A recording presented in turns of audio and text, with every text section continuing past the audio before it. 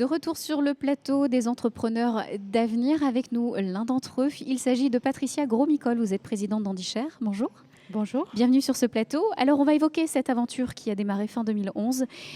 Présentez-nous tout simplement l'activité d'Handishare. Je crois qu'il y a une belle spécificité. 100% des personnes de l'entreprise et salariés sont handicapées. Qu'est-ce que ça signifie pour vous ?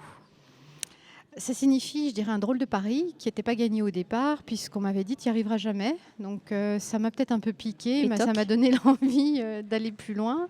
C'est en fait une main tendue à des personnes qui ont eu un accident de vie et qui avaient parfois et même souvent un bagage universitaire insuffisant pour se reconvertir.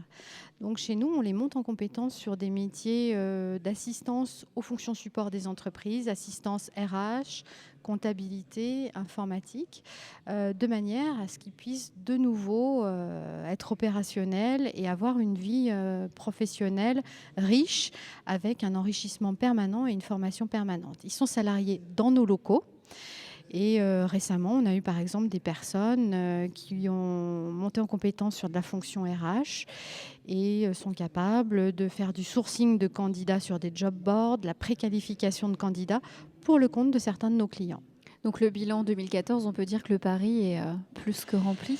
Le Vous êtes pari une est entrepreneuse. rempli. Le pari est rempli au jour d'aujourd'hui, c'est-à-dire que pour moi, c'est une victoire de ces salariés, une victoire de la détermination, de la volonté et de l'envie, de la leur et de la mienne aussi, bien sûr, et une victoire sur l'injustice d'une fatalité, je dirais qu'ils n'ont pas choisi. Un accident de la vie, on ne le prévoit pas. Et également la fatalité d'une société qui est parfois complètement hermétique et aveugle aussi, parce qu'on va revenir effectivement sur votre point de vue personnel et cette revanche un petit peu personnelle. Suite à différentes étapes personnelles, vous avez eu le déclic et c'est peut-être ça qui a lancé l'histoire d'Handishare. Est-ce qu'on peut revenir un petit peu là-dessus ? Alors, à 17 ans, moi, j'allais passer les concours des grandes écoles, j'ai pris le train et un train est arrivé en face, nous est rentré dedans de plein fouet. Donc c'est vrai qu'il y a des séquelles qui sont lourdes sur le plan de la colonne. Malgré tout, j'ai beaucoup de chance parce que j'ai pu faire des études, j'ai fait une école de commerce et finalement, ces problèmes de santé n'ont jamais été un handicap professionnel.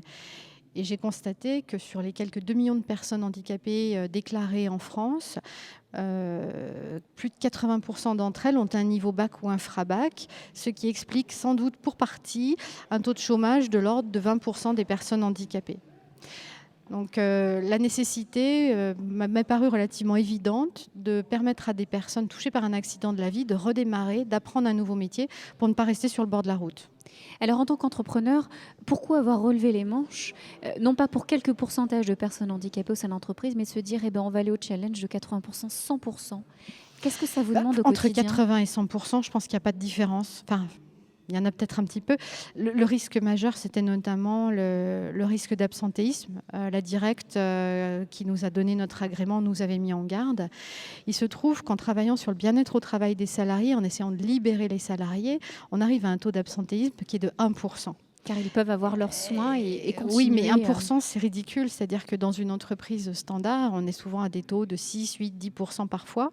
Donc, on arrive à un taux d'absentéisme qui est même inférieur à celui d'une entreprise standard, malgré justement les soins, les opérations qu'ils peuvent avoir à subir. D'abord parce qu'en priorité, je leur demande de choisir leur temps de travail. Ce n'est pas moi qui vais leur dire « vous allez travailler 35 heures par semaine ». Et certains vont me dire « moi, il me faut 10 heures, pas plus ». Donc, ils choisissent leur temps de travail et ensuite, ils choisissent leurs horaires. Certains qui ont par exemple des problèmes pulmonaires lourds, pour qui c'est difficile d'utiliser des transports en commun aux heures de pointe, vont commencer le matin à 6h30 ou 7h. Ce n'est pas un problème. Alors, en quoi est-ce que toutes ces démarches, tout ce que vous menez au sein de votre entreprise trouve sa place aujourd'hui au Parlement du réseau des entrepreneurs d'avenir ? Quel témoignage vous avez apporté tout à l'heure qui a marqué pas mal de personnes ? Quelles leçons vous avez pu leur enseigner aujourd'hui ? Alors, je crois que c'est surtout les leçons de la vie, je dirais les témoignages de ce qu'on a vécu. Dans l'entreprise, moi, j'essaye de donner de la liberté aux salariés, de les responsabiliser, de leur donner de l'autonomie. Et que finalement, quand on leur donne cette liberté, ce sont eux-mêmes qui se posent des contraintes, voire même des obligations. J'ai pris un exemple qui a fait rire l'année dernière, c'est qu'au mois de novembre, on n'avait pas ce temps printanier de cette année, on avait de la neige à Lyon. Et la plupart des salariés viennent en transport en commun. Ils ont pris le métro jusqu'à Gare de Vèze et après, pour monter dans nos locaux de Limonest, pas de bus. eh bien, ils sont venus à pied dans la neige. Ils ont fait 9 km à pied, ce que je dirais des personnes d'une entreprise standard n'auraient même peut-être pas fait. Et en arrivant, ce qui a fait rire aussi, c'est que moi, j'avais un peu anticipé ce genre de choses, mais peut-être pas de cette façon-là. Je leur ai dit, restez pas pour travailler avec des pieds trempés, mettez des pantoufles. Et j'avais acheté un lot de pantoufles la veille. Et ce qui fait que le lendemain, toute l'entreprise a travaillé en pantoufles.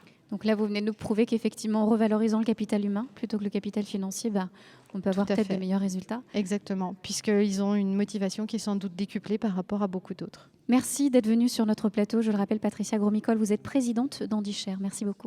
Merci à vous. Au revoir.